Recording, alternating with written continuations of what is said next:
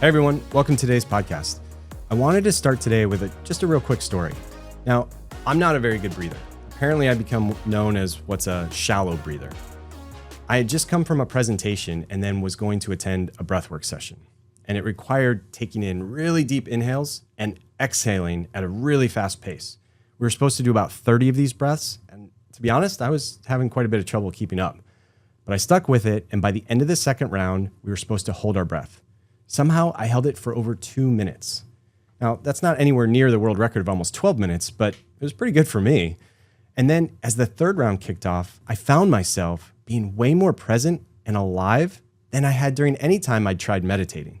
I was literally only thinking about breathing and not about what I had just come from or what I was about to do right after. And that's pretty amazing because right after that session, I had to get up and go do a live interview. So as I was walking after this breathing, I felt this weird sensation all over my body. It's kind of tough to explain, but it was like being able to feel the blood getting into every inch of my body from my fingers to my toes. It wasn't a throbbing. It wasn't like a thumping of my heartbeat. It was just that I was aware of it. I actually just really felt very alive. So then I go to this media interview that I hadn't prepped for at all, and I felt somehow a combination of both calm and energetic.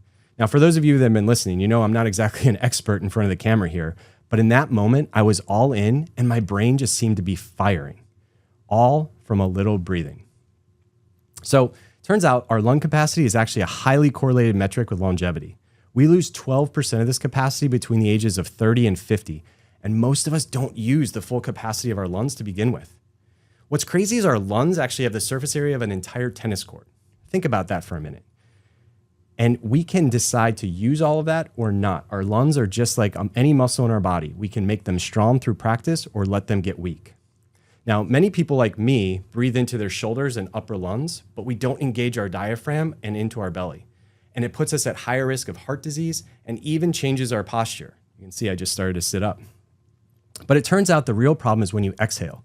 You probably don't think about exhaling at all unless you're working out. But it's so key. It's when we actually get the stale air and carbon dioxide out of our body. And a full exhale is when we get 2 times the amount of air into our little tiny sacs in our lungs than a normal breath. This is actually always why we involuntarily sigh 5 times an hour without even noticing it. It's our body's way of pushing out the stale air. So we're going to do a quick exercise to help us stop being such shallow breathers. First, sit up with your back straight and your neck straight. No computer neck. Lengthen your back of your neck here and keep your chin completely parallel to the ground. Then you take in an easy breath to fill in your lungs. And as you start to exhale, count out loud from 1 to 10 until you would normally be done exhaling. Continue counting in a whisper or at least in your head, 1 to 10, 1 to 10 until you're completely out of air. This should be at least 20 to 30 seconds that you should be able to get to that feeling of a true exhale. And by doing that 10 to 20 times, you'll start to feel that air getting out and start to train our lungs to get all of their capacity. That's all we have for today. Thanks so much for listening, and we'll be back here for our next podcast.